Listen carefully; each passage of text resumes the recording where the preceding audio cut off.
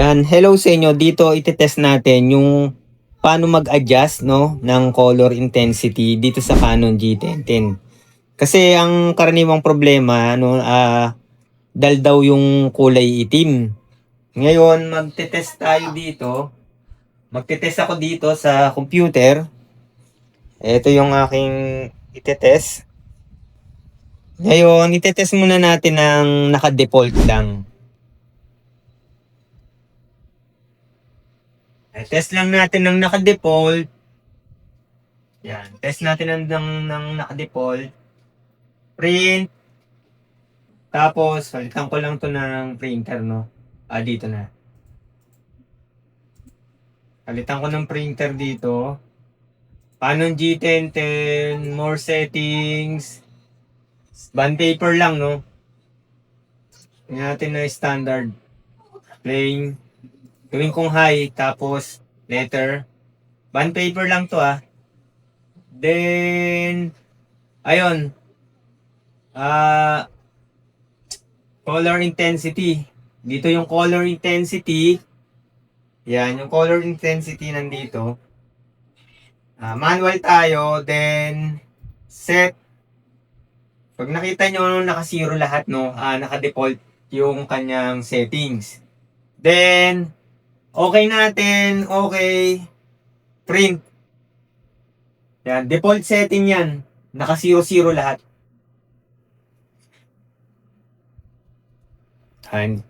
I-turn on ko muna pala yung printer. Gamitin natin yung aking power station.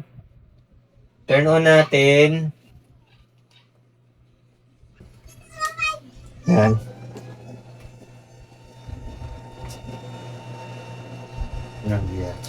Mali pa rin nakasaksak.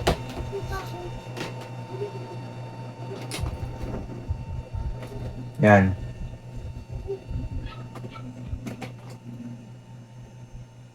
Ito yung aking modified power station. Sa likod may extra battery. Solar controller, no? Charge controller. Inverter na mas mataas yung wattage. Nakakonect yan dito sa harap. Papunta dito.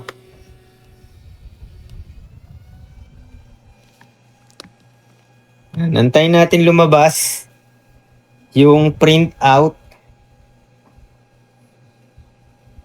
Then magpiprint pa ako ng i-adjust ko yung color intensity.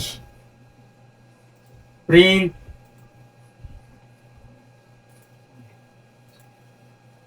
G1010, more settings. Punta ako dito sa main, manual. Mag-adjust ako ng konti, no? Trial and error lang to, bahala na kayo kung anong settings ang mas magiging kayo satisfy. Ngayon dito sa intensity, pagka dito sa right side, no, more darker. Mag-adjust tayo ng 20. Tapos contrast medyo 15. Try natin to.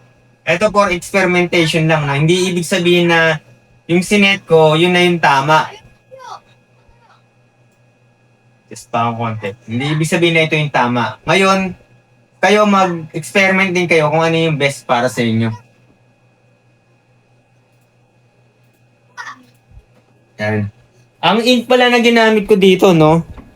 Para original ink pa rin ako sa Canon, tapos LNC na yung mga colored. Yan. Iba yung pagka-pigment ng ng Canon, Hindi mo pwedeng i-compare yan sa mga ginagamit sa Epson. Eto sa default niya lang, no, para sa akin okay na yung black, no. Darker na yung black. Tsaka tingnan nyo yung photo. Hindi to photo, bond paper lang, no. Yan. Parang all goods na kahit naka-zero yung settings. Hindi ko lang talaga alam kung siguro sa ink din magkakatalo, no? Kung ano yung ginagamit yung ink. Yun, mas naging darker pa yung black dito. Mas naging darker pa yung black.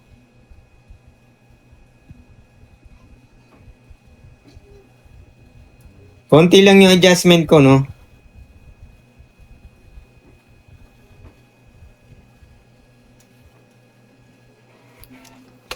Yan. Ayan. Mas naging darker pa, naging dark pa yung black. Tapos, ayan. Medyo naging dark na yung photo dito. Ayan. Kumpara sa kabila. So yun lang, no, mag-experiment lang kayo, no, kung ano yung best settings na para sa inyo. Bond paper lang to. Pero sa akin, para sa akin, maganda na yung print niya. Kahit hindi ko pa i-adjust, no, kahit hindi ko in-adjust. Ayan. So yun lang mga ka-printing. Hanggang sa muli.